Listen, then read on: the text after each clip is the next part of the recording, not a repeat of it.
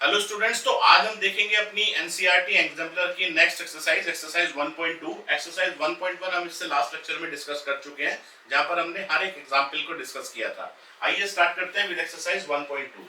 अब 1.2 में जो पहला एग्जाम्पल आपका दिया हुआ है उसमें आपसे वो बोल रहा है कि let x and y be rational and irrational number, यानी कि जो आपका एक्स है वो आपका एक रेशनल नंबर है और जो आपका वाई है वो आपका एक इरेशनल नंबर है। लेट सपोज हमने रेशनल नंबर को लिख दिया आर एन और इरेशनल नंबर को लिख दिया आई एन से। उसका क्या है respectively, is x plus y necessarily an irrational number, क्या हमेशा जो x प्लस वाई है वो हमारा एक इरेशनल नंबर होगा। Give an example in support of your answer. तो देखिए, मैंने आपको लॉज बताए थे रेशनल और इरेशनल नंबर में जब भी हम ऑपरेशंस परफॉर्म करते हैं, जहां पर मैंने आपसे कहा था कि अगर रेशनल नंबर और इरेशनल नंबर के बीच में अगर आप प्लस या माइनस कोई भी ऑपरेटर लगाते हैं तो जो आपका रिजल्ट होगा वो हमेशा ही इरेशनल नंबर ही आएगा।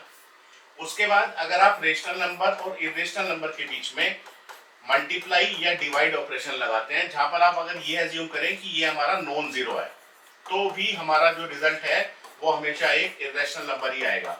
नॉन जीरो इसलिए ले रहे हैं क्योंकि अगर ये रेशनल नंबर आपका जीरो हो जाएगा तो ये पूरी क्वांटिटी जीरो बन जाएगी। तो जीरो को अगर आप किसी से भी मल्टीप्लाई करेंगे या जीरो को आप किसी से भी डिवाइड करेंगे तो वो आपका जीरो रिजल्ट मिलेगा, जो कि एक इरेशनल नंबर हो जाएगा। उसके बाद तीसरा लो मैंने आपको ये बताया था कि जब भी आप अपने एडिशन, सब्सट्रैक्शन, मल्टीप्लिकेशन या डिवीजन ऑपरेशन लगाएंगे बिटवीन टू इरेशनल नंबर्स, तो जो हमारा रिजल्ट आएगा वो रैशनल नंबर भी हो सकता है और वो इरेशनल नंबर भी हो सकता है। अब यही रूल हम यहाँ पर लगा रहे हैं। यहाँ पर हम कह रहे हैं कि अगर x प्लस वाई अगर रेशनल और इरेशनल नंबर दिया है तो क्या x प्लस वाई का मतलब क्या हो गया, इसका मतलब हम इनको कर रहे हैं ऐड। अब देखिए, जब भी आप रेशनल नंबर और इरेशनल नंबर के बीच में एडिशन करते हैं तो जो रिजल्ट आपको मिलेगा वो हमेशा आपको इरेशनल नंबर मिलेगा। तो जो उसने कहा है कि वो हमेशा इरेशनल नंबर होगा, तो आप लिखेंगे yes, it is always a irrational number. और इसका जो डिस्क्रिप्शन आप लिखेंगे वो लिखेंगे क्योंकि जब भी हम ऐड करते हैं इसको तो हमेशा एक इरेशनल नंबर मिलता है। एग्जाम्पल के लिए आप दिखा सकते हैं, लेट सपोज 2 मेरा एक रेशनल नंबर है और लेट सपोज √3 मेरा एक इरेशनल नंबर है। तो जब भी आप इसको ऐड करेंगे तो आपका रिजल्ट क्या है, 2 प्लस √3। या अगर आप ये कहें लेट सपोज 2/5 लें और सपोज आप कोई और नंबर ले लें, लेट सपोज आपने लिया √3, तो भी आपको रिजल्ट आप क्या लिखेंगे, 2 + 5 + √3। तो जो भी आपको रिजल्ट मिल रहा है वो हमेशा एक इरेशनल नंबर मिलेगा। ठीक है, तो ये हमारा क्वेश्चन 1 हो गया। नेक्स्ट क्वेश्चन पर चलते हैं। नेक्स्ट आपसे कह रहा है कि अगर x और y, x भी रेशनल और y भी इरेशनल, वापस से x आपका बोल रहा है कि एक आपका रेशनल नंबर है और जो y है वो बोल रहा है आपका एक इरेशनल नंबर है। इज x y, इसका मतलब अब क्या ऑपरेशन परफॉर्म कर रहा है, अब वो मल्टीप्लिकेशन लगा रहा है x और y के बीच में। Is x y necessarily irrational, क्या हमेशा ये इरेशनल होगा? नहीं, ये आपका हमेशा इरेशनल नहीं होगा, क्योंकि अगर आपका यहाँ पर जो रेशनल नंबर है अगर वो नॉन जीरो है, तो नॉन जीरो अगर है तो आप कुछ इस तरह से करेंगे, लेट सपोज 2 को आपने मल्टीप्लाई किया √3 से तो आपको आंसर मिल गया 2√3। लेकिन अगर ये जो x की वैल्यू है अगर आपकी ये जीरो हो गई, अगर ये आपके जीरो हो गई तो क्या हो गया, ये आप लिखेंगे 0 × √3, तो आपका रिजल्ट क्या मिलेगा, रिजल्ट आपको 0 मिलेगा। इसका मतलब अगर मैंने एक रैशनल नंबर से मल्टीप्लाई करी जो कि 0 है तो रिजल्ट मेरा मिलेगा एक 0 यानी कि रैशनल नंबर। और अगर मैंने मल्टीप्लाई करी एक नॉन जीरो रैशनल नंबर से तो हमेशा आपको रिजल्ट मिलेगा 2√3। तो कह रहा है justify your answer by an example. ये आप दोनों एग्जांपल्स लिख दीजिए, ये इसका सॉल्यूशन हो गया। ठीक है, चलिए नेक्स्ट एग्जांपल पर चलते हैं। State whether the following statements are true और फॉल्स। अब यहाँ पर ट्रू और फॉल्स आपको बताना है जस्टिफाई करते हुए। तो पहला ऑप्शन है इसमें, √2/3 इज अ रेशनल नंबर। क्या √2/3 हमारा रेशनल है या इरेशनल है? तो देखिए यहाँ पर हो क्या रहा है √2/3 में, अगर आप याद से देखें तो √2/3 मतलब आपका न्यूमरेटर में क्या लिखा हुआ है, एक रेशनल नंबर लिखा है, डिनोमिनेटर में आपका लिखा हुआ है एक रेशनल नंबर। तो मैंने आपको बताया था कि जब भी हम रेशनल और इरेशनल नंबर के बीच में प्लस, माइनस, मल्टीप्लाई या डिवीजन ऑपरेशन परफॉर्म करते हैं तो जो रिजल्ट हमें मिलता है वो रेशनल भी हो सकता है और इरेशनल भी हो सकता है। लेकिन इस केस में जो √2 है वो आप कभी सोल्व नहीं कर पाएंगे, तो जो रिजल्ट आपको मिलेगा वो हमेशा आपका एक इरेशनल नंबर होगा। तो ये हमारा हो गया फॉल्स, क्योंकि ये एक रेशनल नंबर नहीं है, ये एक इरेशनल नंबर है। नेक्स्ट बोल रहा है there are infinitely many integers, there are infinitely many integers between any two integers।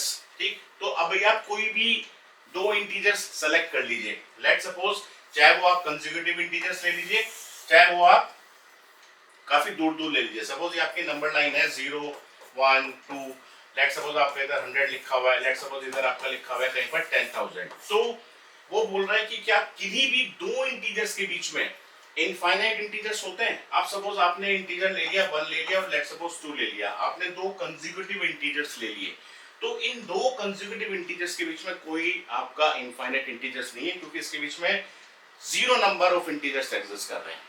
उसी तरीके से अगर आप कहें कि लेट सपोज 1 और 100 के बीच में निकालते हैं कितने इंटीजर्स हैं, तो काउंटेबल हैं। कितने इंटीजर्स हैं? 2 3 4 5 6 अप टू 99, जितने भी हैं 99 इंटीजर्स जो हैं वो काउंटेबल इंटीजर्स हैं, तो इनफाइनाइट नहीं है।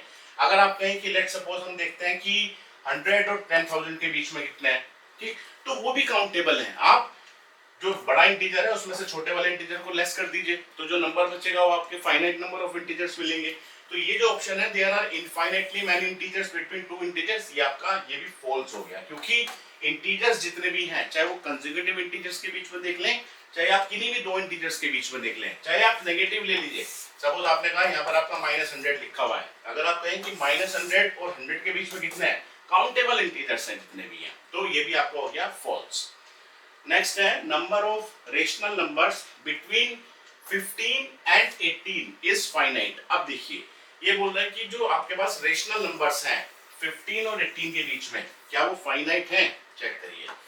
सपोज करिए कि आपकी नंबर लाइन है, लेट सपोज इस नंबर लाइन पर यहाँ आपका 15 लिखा हुआ है, यहाँ पर आपका 18 लिखा हुआ है। अब जो उसने आपको कहा है 15 और 18, तो इसके बीच में अगर इस नंबर लाइन पर हम बनाए तो 16 आएगा, ये आपका 17 आएगा। अगर वो पूछे कि 15 और 18 के बीच में कितने इंटीजर्स हैं, तो दो इंटीजर्स हैं। और ये हमें पता है कि जितने भी इंटीजर्स होते हैं वो सारे के सारे रेशनल नंबर्स तो होते ही हैं। अब वो बोल रहा है कि कितने रेशनल नंबर्स हैं इनके बीच में, या जो भी रेशनल नंबर्स हैं क्या वो फाइनाइट हैं। अब देखो 15 और 18 के बीच में, 15 और 16 के बीच में बहुत सारे रेशनल नंबर्स आएंगे। लेट सपोज मैं कहूं कि इन दोनों को ऐड कर दो, 15 + 16 यानी कि हो गया 31, तो 31/2 ये एक रेशनल नंबर हो गया। ऐसे ही इसको ऐड करो 15 + 31/2 को, इसका भी एक मिड पॉइंट आएगा। फिर उसको ऐड करो, तो हमेशा जब आप ऐड करते जाएंगे तो किन्हीं भी दो नंबर्स, दो रेशनल नंबर्स के बीच में या दो इंटीजर्स के बीच में आपको इनफाइनाइट रेशनल नंबर्स मिलेंगे। तो 15 और 18 के बीच में हमारे पास इनफाइनाइट रेशनल नंबर्स हैं, तो ये भी आपका हो गया फॉल्स। फोर्थ पार्ट है there are numbers which cannot be written in the form p by q where q does not equals to 0 और p और q both are integers। हाँ, ऐसे नंबर्स होते हैं हमारे, उन्हीं नंबर्स को हम बोलते हैं अपने इर्रेशनल नंबर्स। ठीक, तो ये हमारा ट्रू हो गया, क्योंकि इस तरह के नंबर्स को हम क्या बोलते हैं अपने इर्रेशनल नंबर्स। इर्रेशनल नंबर्स वही होते हैं which cannot be written in the form of p by q where p and q both are integers। Fifth part है the square of an irrational number is always rational। क्या ये true है या false है? तो आप कोई भी इरेशनल नंबर एज्यूम करिए। लेट सपोज मैंने एक इरेशनल नंबर लिया √2।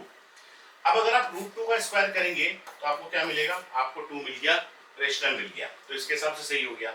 अब सपोज आपने कहा ठीक है आप √3 लीजिए, आपने √3 का स्क्वायर किया, आपको 3 मिल गया, ठीक है, ये भी रेशनल हो गया। अभी सपोज आप करिए 2√2 का स्क्वायर लीजिए, क्योंकि 2√2 भी तो एक इरेशनल नंबर है। जब आप 2√2 का स्क्वायर करेंगे तो कितना मिलेगा? 2 स्क्वायर इंटू √2 स्क्वायर, यानी कि कितना मिल गया आपको? 2 × 4 और 4 × 8, ये भी रेशनल आ गया, ठीक है। अभी आप ये लीजिए सपोज 2 + √2, ये भी एक रेशनल नंबर है। इस 2 + √2 का स्क्वायर करिए, क्या आएगा? a² + b² b² का मतलब कितना हो गया? √2 का स्क्वायर, √2 का स्क्वायर 2 हो गया, प्लस 2ab यानी कि 2 × 2 4, 4 × √2 यानी कि 4√2, ये आपको कितना आ गया? 6 + 4√2, जो कि आपका एक इरेशनल नंबर है। तो square of irrational number is always rational, ये कहना फॉल्स है, ठीक है। नेक्स्ट आपसे बोल रहा है कि √12 divide by √3 is not a rational number as √12 and √3 are not integers. अब ये कह रहा है कि क्योंकि √12 और √3 आपके इंटीजर्स नहीं है, क्योंकि √12 और √3 अगर आप अलग से देखेंगे तो दोनों के दोनों आपके रेशनल नंबर्स हैं। उसके बाद वो बोल रहा है कि बताइए कि √12/√3 रेशनल होगा या इरेशनल होगा। वो तो कह रहा है कि रेशनल नहीं है, वो तो ये कह रहा है कि इरेशनल है। फिर वही बात आती है कि यहाँ पर भी आपका एक इरेशनल नंबर है, यहाँ पर भी आपका एक इरेशनल नंबर है, तो जब भी आप डिवीजन कर रहे हैं तो रिजल्ट में आपको रेशनल नंबर भी मिल सकता है, रेशनल नंबर भी मिल सकता है। तो सबसे पहले जब भी इस तरह के क्वेश्चंस दिए हों तो उसको पहले थोड़ा सा सिंप्लीफाई कर लें। अब इसको अगर आप सिंप्लीफाई करेंगे तो आप इसको ये भी लिख सकते हैं √12/3। उसके बाद आप इसको ये भी लिख सकते हैं 3 4 12, ये आपका बच गया √4, और √4 को जब आप करेंगे तो ये आपका हो गया 2 × 2 और आपका रिजल्ट आ गया 2। इसका मतलब ये आपको क्या मिल गया, एक रेशनल नंबर मिल गया।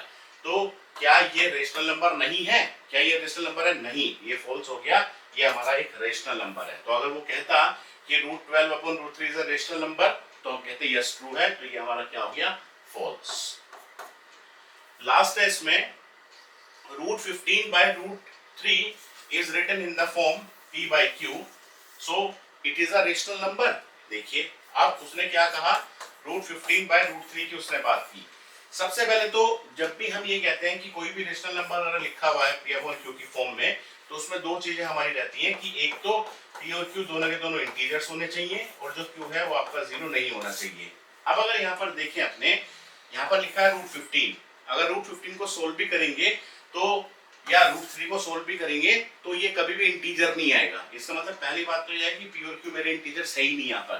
तो कह रहे हैं कि हमने p और q की फॉर्म में लिखा है तो क्या रेशनल है, तो भाई p और q आपके इंटीजर्स होने चाहिए, यहाँ पर इंटीजर्स है ही नहीं है, तो ये भी हमारा क्या हो गया, फॉल्स।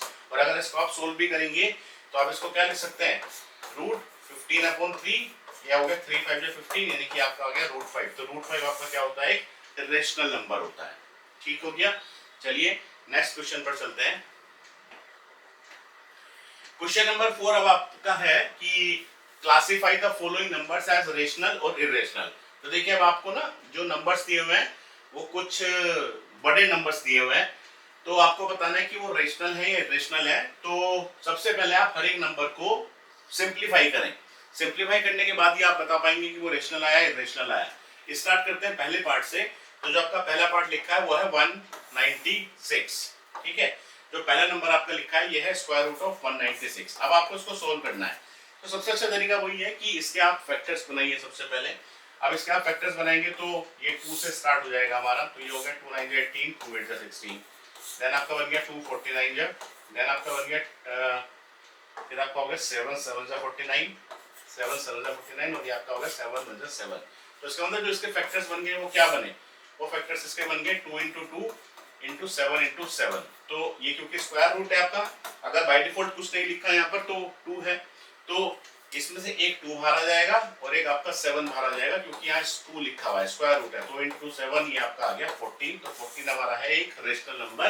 तो जो पहला पार्ट हो गया वो तो हमारा हो गया रेशनल नंबर।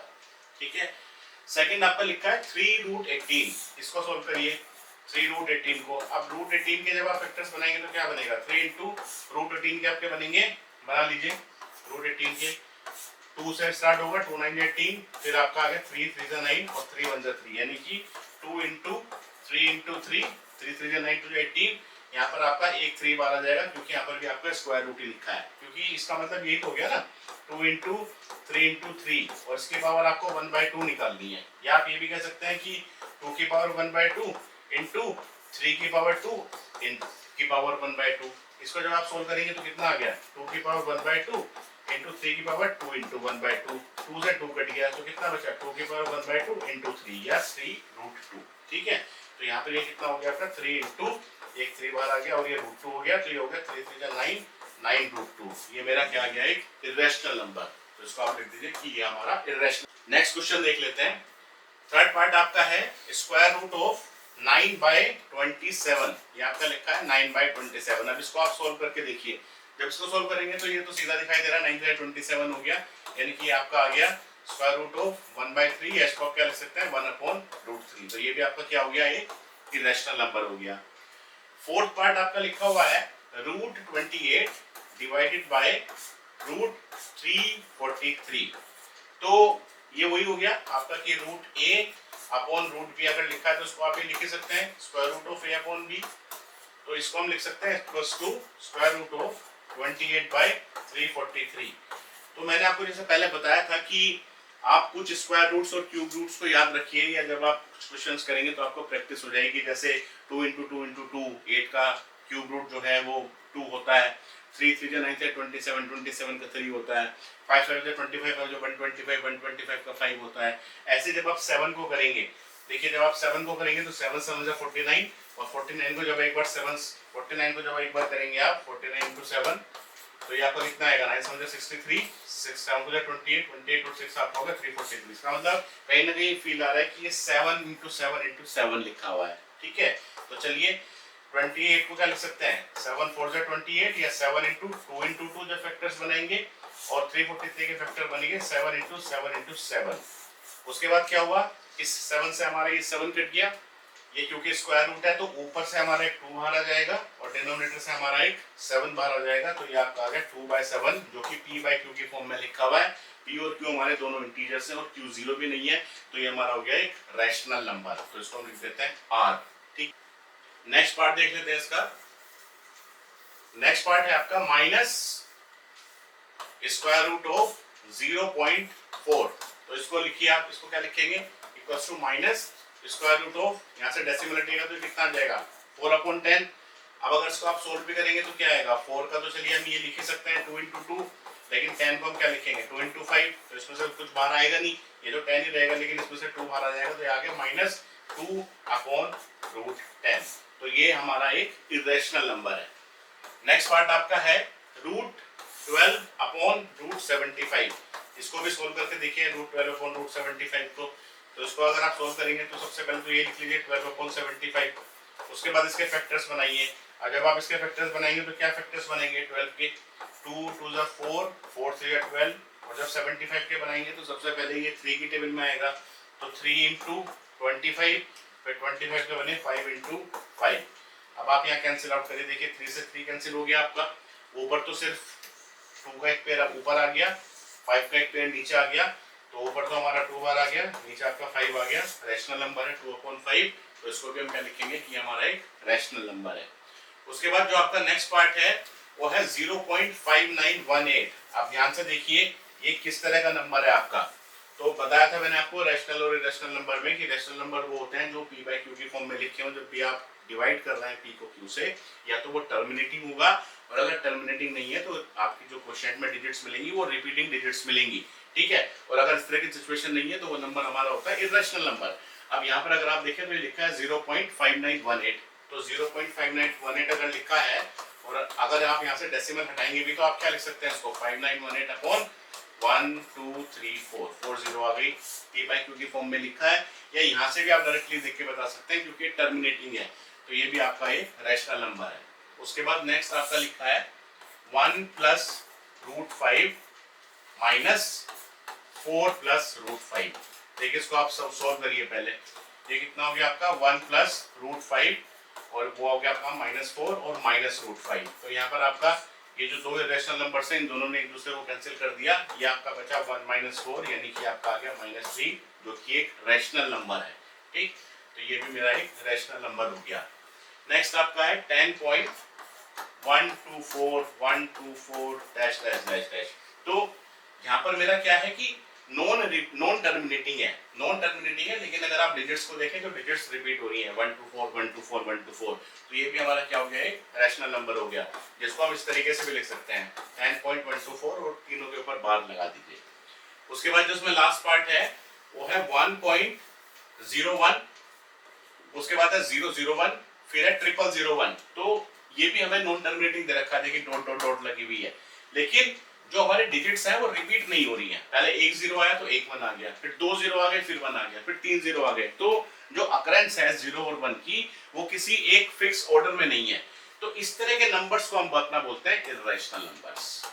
ठीक हो गया, तो ये हमारी एक्सरसाइज 1.2 फिनिश होती है। Thank you.